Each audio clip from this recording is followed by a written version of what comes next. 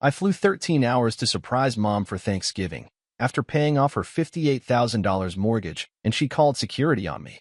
She said, "Surprises are for people who belong." I said nothing. I just left without a word. And that night, I pressed one button and started something none of them saw coming. "Surprises are for people who belong here," she said, staring at me like I was a stranger on the street. Not her son. Not the boy who once mowed lawns in triple-digit heat to help keep the lights on. Not the man who drained his savings to pay off her mortgage so she could retire early. No, to her, I was just an inconvenience now. That's when she called security. I hadn't seen my mother in over 2 years. Work kept me busy, long hours, constant travel, building a startup from scratch. But I never stopped helping. Rent, repairs, even paid off her house last spring without telling her. I thought it would be the ultimate gift. Freedom, security, peace. But the phone stayed silent. No, thank you. No, how are you? Not even a text. I told myself she must be busy, overwhelmed maybe. So when Thanksgiving approached and I had some time off, I booked a surprise flight from Zurich. 13 hours. Layovers. Delays. I carried a bouquet of her favorite yellow roses. I even brought pumpkin pie from the bakery she used to love. As the taxi pulled up, I felt like a kid again. Nervous. Hopeful. I climbed the front steps and rang the bell, flowers in hand, heart in my throat. I heard footsteps. The door creaked open, and there she was, my mother, looking exactly as I remembered her. Hair pinned up in that perfect bun, glasses slipping down her nose, a cardigan wrapped tightly around her shoulders like a shield. But her face didn't light up. Instead, her expression hardened. "What are you doing here?" she asked, voice cold, brittle. "Surprising you," I said, smiling. "It's Thanksgiving." She glanced behind her, and for the first time, I noticed the sound of laughter, people inside. Familiar voices. My brother. My sister. Their spouses. Kids. A whole celebration I hadn't been invited to. "I flew across the world to see you," I said, swallowing the lump rising in my throat. "You should have called. I wanted to surprise you." She stepped outside, shutting the door behind her. "Surprises," she said slowly, "are for people who belong." I blinked. She looked past me, waved down a man in a security jacket who was watching from the gate. "He's not welcome," she said. I couldn't move. Couldn't speak. The security guard walked over, hesitant. I think he expected me to yell, to cause a scene. But I didn't. I just nodded. And I left. I walked back to the street, dragging my suitcase behind me, pie in one hand, roses in the other. I didn't look back. I didn't say a word. But that night, in my hotel room, I pressed one button, and I started something none of them saw coming.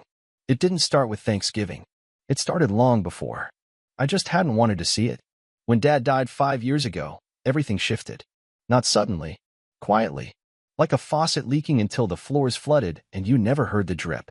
Back then, I moved heaven and earth to support Mom. She was shattered, crying every night, unable to get out of bed. I flew home, took unpaid leave, paid the mortgage, handled the funeral. I didn't ask for anything in return. I was the good son, the responsible one, the fixer. And for a while, it felt worth it. She called me her rock. My siblings, Rachel and Ben, stood back, barely lifting a finger. Ben posted about honoring Dad on Facebook while I cleaned out his garage alone. Rachel sobbed dramatically at the funeral, then left early because her yoga retreat in Tulum couldn't wait. But I told myself, it's grief. People act strange. Give them time. Then came the asks. It started small. "Can you cover the water bill?" Rachel's car broke down, and she can't afford the repair. Ben's startup is struggling. He just needs a bridge loan. I said yes. Again and again. Because that's what family does. Right? I didn't see it then, but they weren't leaning on me. They were building a system. One where I was the ATM, and they were the VIP customers. 2 years ago, I paid off Rachel's credit card debt, $9,000. She cried on the phone. Told me I saved her life. A month later, she posted Instagram stories from a beachside Airbnb with the caption, "Manifesting Luxury." Ben? He needed just $5,000 to launch a digital art gallery. "NFTs are the future," he said. I never saw the money again, or the gallery. And Mom? She played innocent, sweet, helpless. But she was the architect, the one forwarding me Rachel's Venmo request with a sad emoji, the one who forgot to mention that she'd co-signed Ben's third loan using my name, until the debt collectors started calling me in Switzerland. I confronted her once. Why didn't you tell me? I didn't want to stress you, she said. You're always so stable. You're the strong one. I almost believed her. But then, 3 months before Thanksgiving, I got a call from the bank. Congratulations, the woman said. Your mortgage payment cleared. Your balance is now 0. I blinked. What mortgage? On the house in Pennsylvania. Mrs. Harmon's residence. My mother's house. I'd set up the payment schedule a year ago, when she cried over her overdue bills. I paid $4,800 a month, silently, without telling her. A total of $58,000. I thought when she found out, she'd cry again, but this time with joy. She didn't even call. Not a word. Instead, Rachel texted me 2 days later. Hey, Mom says the house is paid off. Guess that means you've got cash now. Ben needs help covering rent in LA. Not even a thanks. That was the moment something snapped in me. Not loudly. Quietly. It was the realization that I wasn't family. Not to them. I was a role they assigned. A resource. A walking credit line. I stopped responding to messages. They kept coming. Ben emailed me a Google Doc titled Family Support Spreadsheet. It had suggested contributions from me for the next quarter, like I was a board member of their lives. Rachel sent me screenshots of flights to Paris, asking if I could gift her the miles. Mom forwarded me a quote for a new kitchen renovation, $22,000, with the subject line, "You always said you wanted me to live comfortably." No one asked how I was doing. They didn't know I was battling insomnia, that I hadn't taken a vacation in 3 years, that my company was bleeding cash and I was skipping my own salary to keep my team employed. They didn't ask, because they didn't care. The only call I got from Mom that entire month was when my payment didn't go through on her Amazon account. Your card must have expired, she said, annoyed. My card? Not even, hi. That's when I started planning the surprise. I thought, maybe showing up would reset something. Remind her I'm not just numbers on a screen. That I'm her son. That I exist beyond what I give. I didn't tell anyone I was coming. I just booked the flight. Bought the flowers. The pie. Rented the Airbnb nearby. But when she saw me, all she said was, "Surprises are for people who belong." Then she called security. I went back to my Airbnb that night, shaking with rage. There was this pressure in my chest like I was about to explode. I paced the room, over and over, until finally, I pulled out my phone and pressed one button. I posted. Not just a petty tweet. I dumped everything. Receipts. Screenshots. The spreadsheet. The emails. I blurred names, but told the truth. I wrote for 5 hours straight. I didn't care about the fallout. I paid off my mom's $58,000 mortgage. Flew 13 hours to surprise her for Thanksgiving. She called security and said, "Surprises are for people who belong." I said nothing. Just left. But that night, I pressed one button and started something none of them saw coming. It went viral in 6 hours. 50,000 likes by morning. Strangers called me a hero. Others shared their own stories of toxic families and financial abuse. Therapists quoted my thread. Influencers DM'd me. Even a celebrity retweeted it, saying, "Families don't get to exploit you just because you share blood." Rachel texted me, "Are you insane? Take that down." Ben sent 3 back-to-back messages. "Dude, seriously, what is this? You're ruining Mom's reputation. This is so low." Mom finally called. I didn't answer. For 3 days, I didn't say a word. Not to Rachel. Not to Ben. Not to my mother. But they didn't stop. The messages became frantic. Angry. Then desperate. "You've humiliated the family. This isn't how we fix things. Delete that post or never come back here again." I wasn't planning to. But I wasn't done either. On the 4th day, Mom sent me a voice message. Her tone was calm, but sharp. Weaponized sweetness. "Honey, I'm trying to be the adult here. You're clearly upset. But you made your point, okay? Now it's time to clean it up. Rachel's job is at risk. Ben's landlord saw the post and is asking questions, and well, people I go to church with are calling me." She paused for effect. "Is that what you wanted? To shame your own mother in front of the entire internet?" I stared at my screen for a full minute. And then, I called her. She picked up on the first ring. "Oh, so now you're ready to talk." "I'm coming over," I said flatly. "Be there in 30. She hesitated. "Wait, what do you mean coming over?" "I mean unlock the door." I hung up. When I walked up to the front porch, the same one she slammed in my face just days ago, it felt different. Not like I was returning to a home.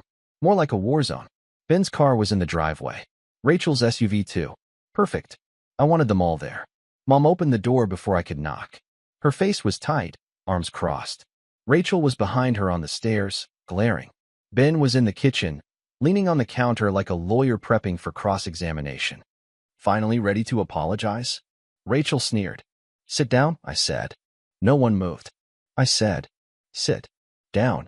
They sat. I pulled out a folder. Paper. Old school. Printed screenshots, payment records, bank transfers, invoices, all of it. This, I said, tossing it on the table, is every dollar I've given this family in the last 6 years. Mom glanced at it, then looked away. You think I made you look bad online? I've been cleaning up after you people for years. Quietly, without complaint, while you mock me behind my back. Do you want to know what's actually embarrassing? That it took me going viral for any of you to realize how disgusting this has become. Ben scoffed. You're acting like we forced you. You offered to help. No, I snapped.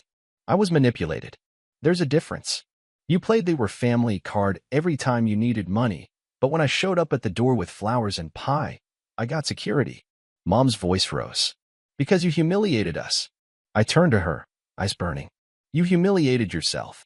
I paid off your mortgage, $58,000, and you couldn't even text me.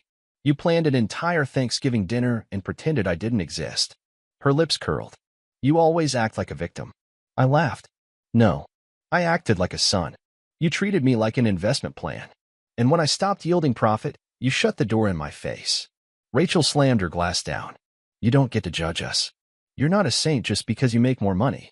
No, Rachel, I'm not a saint, but I'm also not your walking wallet. Ben stood up, trying to tower over me. You think money makes you better than us? No, I said, rising to meet him I'd eye. But it opened my eyes wide. Then I dropped the final bomb. I spoke to an attorney. Silence. Mom blinked. For what? I pulled out a second envelope. Remember the co-signing on Ben's loan without telling me? That's called financial fraud. Ben turned pale. I'm not pressing charges for now. But that loan is now officially yours. I had it reassigned. You're welcome. He opened his mouth, closed it, sat down. Rachel looked at me like I'd grown horns. You're being petty. Vindictive. No, I'm setting boundaries. I looked around the table one last time. This was never about money. It was about respect. And none of you have shown me an ounce of it. Mom shook her head like I was a child throwing a tantrum. You've made your point. Are you happy now?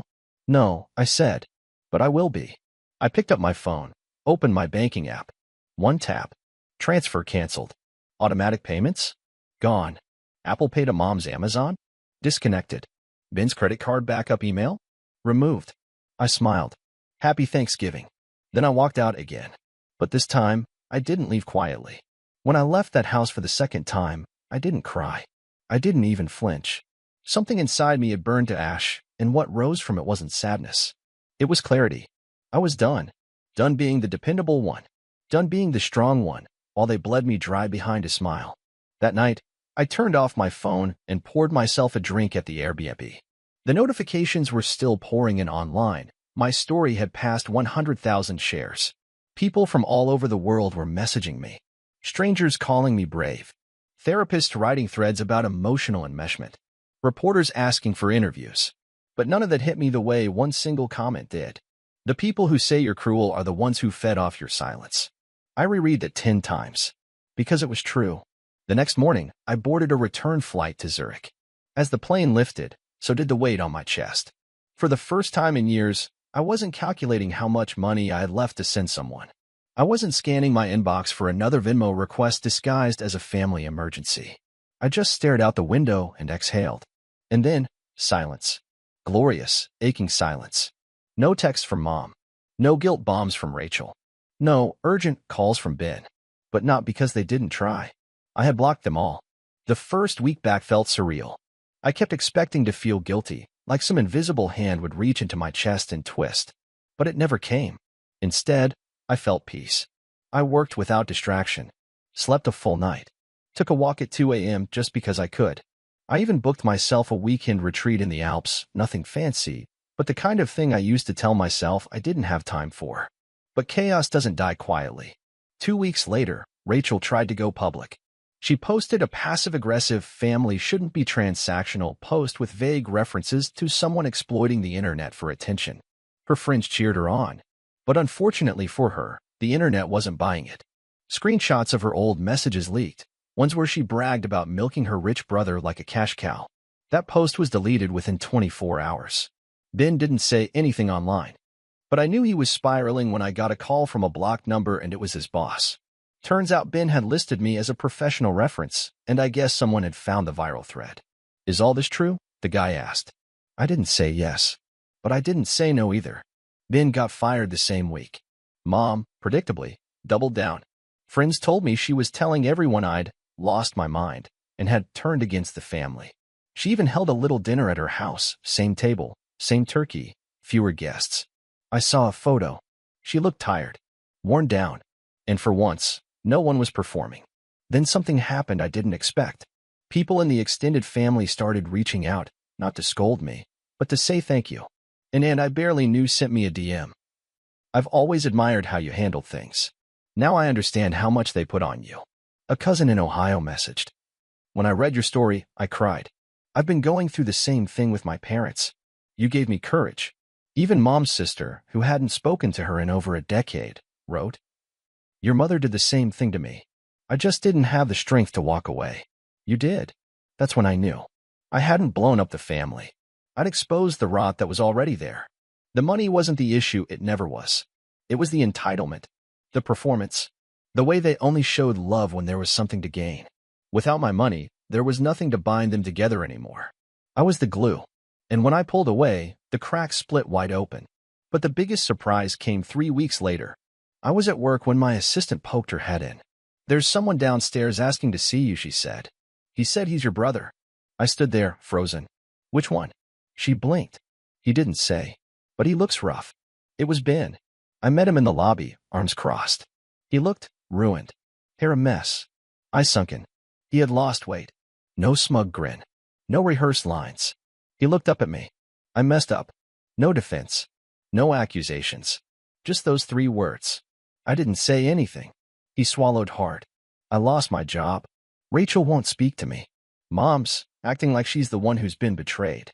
I kept staring. "I know I can't take it back," he said, "but I came to tell you something." He pulled out his phone and showed me a screenshot. He had paid off the full balance on the loan he co-signed with my name. No help from Mom. No help from Rachel. Just him. "I'm fixing what I can," he said. "And I'm not asking for anything. I just wanted to say I'm sorry." I didn't hug him. I didn't cry. But I nodded. That was enough. I didn't go back. Not for Christmas. Not for birthdays. Not even when Mom accidentally texted me a blurry photo of an old family album with the message, "Some memories are priceless." I left her on read. And you know what? I didn't feel guilty. Because for the first time in my life, I had nothing to explain. I wasn't the villain. I was the one who finally turned off the faucet while everyone else screamed that the water was their birthright. I used to think family meant unconditional love. Now I know some families mean unconditional access. Access to your time. Access to your money. Access to your silence. And when you take that away, they don't mourn you. They mourn the services you provided. My mother didn't miss me. She missed the mortgage getting paid on time. Rachel didn't miss her brother. She missed the free flights, the Venmo hits, the "Hey, can you just?" Ben? He got it. Eventually. But only because life finally told him no the way I never did. I still remember the last message Mom sent before I blocked her for good. "You were always the difficult one. Maybe if you just tried harder, we wouldn't be here." I laughed so hard I nearly dropped my phone. I tried harder than any of them. I tried so hard I paid for 3 lives that weren't mine, and they still called me selfish when I finally chose myself. And here's the twist they'll never admit. They needed me more than I ever needed them.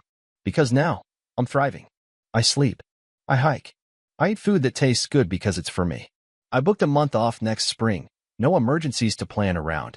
No draining accounts to refill someone else's irresponsibility. People ask me if I regret making my story public. Not for a second. Because sometimes, shame is the only currency abusers understand. They didn't care when I was drowning quietly. But when I stood up and said, finally chose to take back control, the world heard it. And they hated that. They didn't lose their golden goose. They lost the version of me that tolerated being taken for granted. And I didn't burn bridges. I just refuse to keep paving them alone.